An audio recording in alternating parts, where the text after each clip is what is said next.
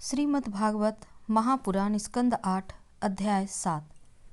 श्री सुखदेव जी कहते हैं, परीक्षित, देवता और असुरों ने नागराज वासुकी को यह वचन देकर कि समुद्र मंथन से प्राप्त होने वाले अमृत में तुम्हारा भी हिस्सा रहेगा, उन्हें भी सम्मिलित कर लिया। इसके बाद उन लोगों ने वासुकी नाग को नेति के समान मंदराचल में लपेटकर भांति भांति उद्यत हो बड़े उत्साह और आनंद से अमृत के लिए समुद्र मंथन प्रारंभ किया। उसमें पहले पहल अजित भगवान वासुकी के मुख की ओर लग गए, इसीलिए देवता भी उधर ही आ जुटे। परंतु भगवान की यह चेष्टा दैत्य सेनापतियों को पसंद नहीं आई। उन्होंने कहा कि पूंछ तो सांप का अशुभ अंग है, हम उसे नहीं पकड़ेंगे। हमने वेद शास्त्रों का विधिपूर्वक अध्ययन किया है, ऊंचे वंश में हमारा जन्म हुआ है और वीरता के बड़े बड़े काम भी हमने किए हैं। हम देवताओं से किस बात में कम हैं? यह कहकर वे लोग चुपचाप एक ओर खड़े हो गए। उनकी यह मनोवृत्ति देखकर भगवान ने मुस्कुराकर वासुकी का मुंह छोड़ दिया और देवताओं के साथ उन्होंने पूंछ पकड़ ली। इस प्रकार अपना अपना स्थान निश्चित करके देवता और असुर अमृत प्राप्ति के लिए पूरी तैयारी से समुद्र मंथन करने लगे। परीक्षित, जब समुद्र मंथन होने लगा तब बड़े बड़े बलवान देवता और असुरों के पकड़े रहने पर भी अपने भार की अधिकता और नीचे कोई आधार न होने के कारण मंदराचल समुद्र में डूबने लगा।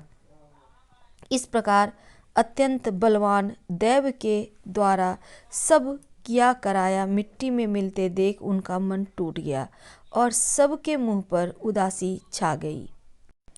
उस समय भगवान ने देखा कि यह तो विराज की करतूत है, इसीलिए उन्होंने उसके निवारण का उपाय सोचकर अत्यंत विशाल एवं विचित्र कच्छप का रूप धारण किया और समुद्र के जल में प्रवेश करके मंदराचल को ऊपर उठा दिया। भगवान की शक्ति अनंत है, यह सत्य संकल्प है। उनके लिए यह कौन सी बड़ी बात थी। देवता और असुरों ने देखा कि मंदराचल तो ऊपर उठ आया है, तब वे फिर से समुद्र मंथन के लिए उठ खड़े हुए। उसमें भगवान ने जम्बू द्वीप के समान 1,00,000 योजन फैली हुई अपनी पीठ पर मंदराचल को धारण कर रखा था। परीक्षित, जब बड़े बड़े देवता और असुरों ने अपने बाहुबल से मंदराचल को प्रेरित किया, तब वह भगवान की पीठ पर घूमने लगा। अनंत शक्तिशाली आदि कच्छप भगवान को उस पर्वत का चक्कर लगाना ऐसा जान पड़ता था मानो कोई पीठ खुजला रहा हो। साथ ही समुद्र मंथन संपन्न करने के लिए भगवान ने असुरों में उनकी शक्ति और बल को बढ़ाते हुए असुर रूप में प्रवेश किया। वैसे ही उन्होंने देवताओं को उत्साहित करते हुए उनमें देव रूप में प्रवेश किया और वासुकी नाग में निद्रा के रूप में। इधर पर्वत के ऊपर दूसरे पर्वत के समान बनकर सहस्त्रबाहु भगवान अपने हाथों से उसे दबाकर स्थिर हो गए। उस समय आकाश में ब्रह्मा, शंकर, इंद्र आदि उनकी स्तुति और उनके ऊपर पुष्प की वर्षा करने लगे। इस प्रकार भगवान ने पर्वत के ऊपर उसको दबा रखने वाले रूप में, नीचे उसके आधार कच्छप के रूप में और देवता असुर की शरीर में उनकी शक्ति के रूप में, पर्वत में दृढ़ता के रूप में और नेति बने हुए वासुकी नाग में निद्रा के रूप में, जिससे उन्हें कष्ट ना हो, प्रवेश करके सब ओर से सबको शक्ति संपन्न कर दिया। अब वे अपने बल के मद से उन्मत्त होकर मंदराचल के द्वारा बड़े वेग से समुद्र मंथन करने लगे। उस समय समुद्र और उनमें रहने वाले मगर, मछली आदि जीव क्षुब्ध हो गए। 13 नागराज वासुकी के हजारों कठोर नेत्र, मुख और श्वासों से विष की आग निकलने लगी। उनके धुएं से काले, पौलोम, बलि, इलवन आदि असुर निस्तेज हो गए। उसमें वे ऐसे जान पड़ते थे मानो दावानल से झुलसे हुए साख के पेड़ खड़े हों। देवता भी उससे बच ना सके। वासुकी के श्वास की लपटों से उनका भी तेज फीका पड़ गया। वस्त्रमाला, कवच एवं मुख धूमिल हो गया। उनकी यह दशा देखकर भगवान की प्रेरणा से बादल देवताओं के ऊपर वर्षा करने लगे एवं वायु समुद्र की तरंगों का स्पर्श करके शीतलता एवं सुगंधि का संचार करने लगे। इस प्रकार देवता और असुरों के समुद्र मंथन करने पर भी जब अमृत ना निकला, तब स्वयं अजित भगवान समुद्र मंथन करने लगे। मेघ के समान सांवले शरीर पर सुनहला पीताम्बर, कानों में बिजली के समान चमकते हुए कुंडल, सिर पर लहराते हुए मुंपराले घुंघराले बाल, नेत्रों में लाल लाल रेखाएं और गले में बनमाला सुशोभित हो रही थी। संपूर्ण जगत को अभयदान करने वाले अपने विश्व विजयी भुजदंड से वासुकी नाथ को पकड़कर तथा कूर्म रूप से पर्वत को धारण जब भगवान मंदराचल की मथानी से समुद्र मंथन करने लगे, उसमें वे दूसरे पर्वतराज के समान बड़े ही सुंदर दिख रहे थे। जब अजित भगवान ने इस प्रकार समुद्र मंथन किया, तब समुद्र में बड़ी खलबली मच गई। मछली, मगर, सांप और कछुए भयभीत होकर ऊपर आ गए और इधर उधर भागने लगे।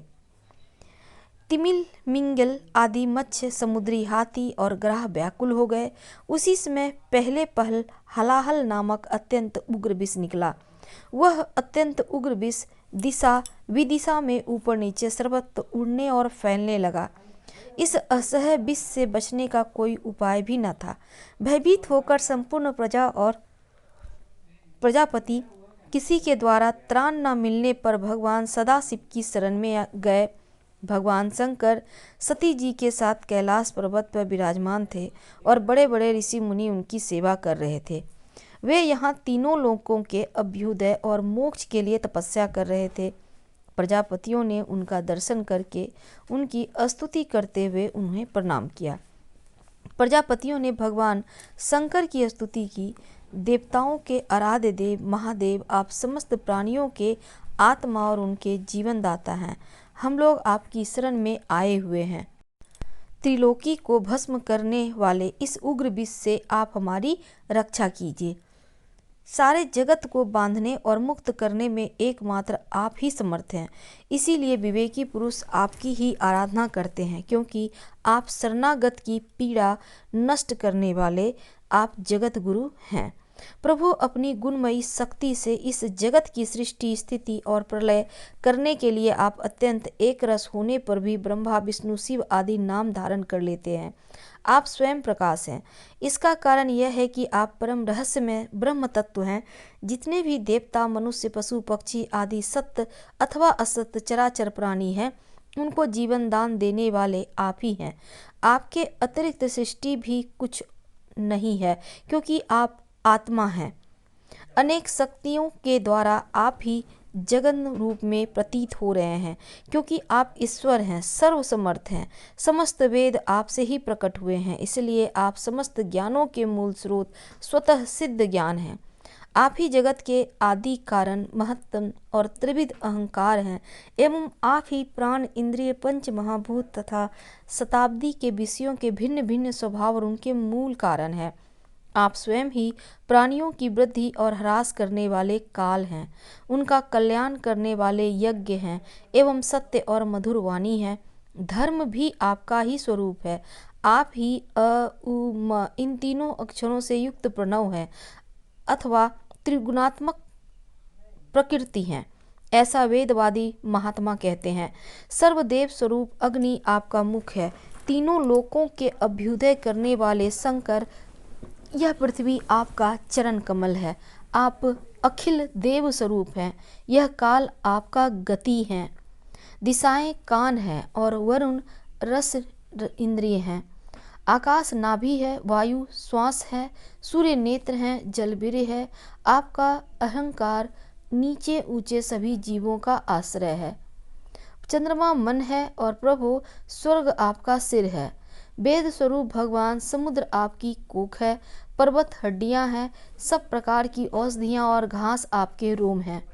गायत्री आदि छंद आपकी सातों धातुएं हैं और सभी प्रकार के धर्म आपके हृदय हैं।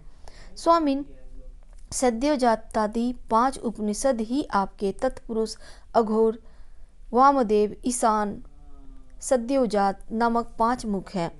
उन्होंने पद छेद से 38 कलात्मक मंत्र निकले हैं। आप जब समस्त प्रपंच से उपरत होकर अपने स्वरूप में स्थित हो जाते हैं, तब उसी स्थिति का नाम होता है शिव। वास्तव में वही स्वयं प्रकाश है। परमार्थ तत्व हैं। अधर्म की दंभ, लोभ आदि तरंगों में आपकी छाया है, जिनसे विविध प्रकार की सृष्टि होती है। वे सत्व, रज और तम आपके 3 नेत्र हैं। प्रभु, गायत्री आदि छंद रूप सनातन वेद ही आपका विचार है, क्योंकि आप ही सांख्य आदि समस्त शास्त्रों के रूप में स्थित हैं और उनके कर्ता भी हैं। भगवान, आपका परम ज्योतिर्मय स्वरूप स्वयं ब्रह्मा है। उसमें ना तो रजोगुण, तमोगुण एवं सत्वगुण है और ना किसी प्रकार का भेदभाव ही है। आपके उस स्वरूप को सारे लोकपाल, यहाँ तक कि ब्रह्मा, विष्णु और देवराज इंद्र भी नहीं जान सकते। आपने कामदेव, तक्षक के यज्ञ, त्रिपुरासुर और कालकूट विष, जिसको आप कभी भी अवश्य पी जाएंगे, और अनेक जीवद्रोही असुरों को नष्ट कर दिया है। परंतु यह कहने से आपकी कोई स्तुति नहीं होती, क्योंकि प्रलय के समय आपका बनाया हुआ यह विश्व आपके ही नेत्र से निकली हुई आग की चिंगारी एवं लपट से जलकर भस्म हो जाता है, और आप इस प्रकार ध्यान मग्न रहते हैं, आपको इसका पता ही नहीं चलता। जीवन मुक्त आत्माराम पुरुष अपने हृदय में आपके युगल चरणों का ध्यान करते रहते हैं, तथा आप स्वयं भी निरंतर ज्ञान और तपस्या में ही लीन रहते हैं। फिर भी सती के साथ रहते देखकर जो आपको आसक्त एवं श्मशानवासी होने के कारण उग्र अथवा निष्ठुर बतलाते हैं, वे मूर्ख अपनी लीलाओं का रहस्य भला क्या जाने। आपकी लीलाओं का रहस्य भला क्या जाने, और उनका वैसा कहना निर्जलता से भरा है। इस कार्य और कारण रूप जगत से परे माया है, और माया से भी अत्यंत परे आप हैं। इसीलिए प्रभु, आपके अनंत स्वरूप का साक्षात ज्ञान प्राप्त करने में सहसा ब्रह्मा आदि भी समर्थ नहीं होते, फिर स्तुति तो कर ही कैसे सकते हैं। ऐसी अवस्था में उनके पुत्रों के पुत्र हम लोग कह ही क्या सकते हैं। फिर भी अपनी शक्ति के अनुसार हमने आपका कुछ है गुणगान किया। हम लोग तो केवल आपके इसी लीला बिहारी रूप को देख रहे हैं, आपके परम स्वरूप को हम नहीं जानते। महेश्वर, यद्यपि आपकी लीलाएं अव्यक्त हैं, फिर भी संसार का कल्याण करने के लिए आप व्यक्त रूप से भी रहते हैं। श्री सुखदेव जी कहते हैं, परीक्षित, प्रजा का यह संकट देखकर समस्त प्राणियों के अकारण बंधु देवादि भगवान शंकर के हृदय में कृपावश बड़ी व्यथा हुई। उन्होंने अपनी प्रिया सती से यह बात कही। शिवजी ने कहा, देवी, यह बड़े खेद की बात है, देखो तो सही, समुद्र मंथन से निकले हुए कालकूट विष के कारण प्रजा पर कितना बड़ा दुख आ पड़ा है। ये बेचारा किसी प्रकार अपने प्राणों की रक्षा करना चाहते हैं। इस समय मेरा यह कर्तव्य है कि मैं इन्हें निर्भय कर दूं। जिनके पास शक्ति सामर्थ्य है, उनके जीवन की सफलता इसी में है कि वे दीन दुखियों की रक्षा करें। सज्जन पुरुष अपने क्षणभंगुर प्राणों की बलि देकर भी दूसरे प्राणियों के प्राण की रक्षा करते हैं। कल्याणी, अपने ही मोह की माया में फंसकर संसार के प्राणी मोहित हो रहे हैं और एक दूसरे से बैर की गांठ बांधे हुए हैं। उनके ऊपर जो कृपा करता है, उस पर सर्वात्मा भगवान श्री कृष्ण प्रसन्न होते हैं, और जब भगवान प्रसन्न हो जाते हैं, तब चराचर जगत के साथ मैं भी प्रसन्न हो जाता हूँ। इसीलिए अभी अभी मैं इस विषय को भक्षण करता हूँ, जिससे मेरी प्रजा का कल्याण हो। श्री सुखदेव जी कहते हैं, विश्व के जीवन दाता भगवान शंकर इस प्रकार सती देवी से प्रस्ताव करके उसके लिए को खाने के लिए तैयार हो गए, तो देवी तो उनका प्रभाव जानती ही थी। उन्होंने हृदय से इस बात का अनुमोदन किया। भगवान शंकर बड़े कृपालु हैं, उन्हीं की शक्ति से समस्त प्राणी जीवित रहते हैं। उन्होंने उस तीक्ष्ण हलाहल विष को अपनी हथेली पर उठाया और भक्षण कर गए। वह विष जल का पाप मल था। उसने शंकर जी पर भी अपना प्रभाव प्रकट कर दिया। उससे उनका कंठ नीला पड़ गया, परंतु वह तो प्रजा का कल्याण करने वाले भगवान शंकर के लिए भूषण स्वरूप हो गए। परोपकारी सज्जन प्रायः प्रजा का दुख टालने के लिए स्वयं दुख झेला करते हैं, परंतु यह दुख नहीं है, यह तो सबके हृदय में विराजमान भगवान की परम आराधना है। देवादिदेव भगवान शंकर सबकी कामना पूर्ण करने वाले हैं, और उनका यह कल्याणकारी अद्भुत कर्म सुनकर संपूर्ण प्रजा, दक्ष कन्या सती, ब्रह्मा जी और स्वयं विष्णु भगवान की भी उनकी प्रशंसा करने लगे।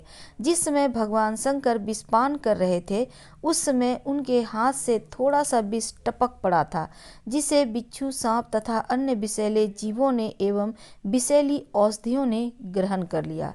श्रीमद् भागवत महापुराण स्कंद 8 अध्याय 7 समाप्त हुआ। अगले अध्याय में हम आपसे कल मिलेंगे। पसंद आ रहा हो तो लाइक कर सब्सक्राइब करें, अपनों से शेयर करें और कमेंट में हर हर महादेव जरूर लिखें। धन्यवाद।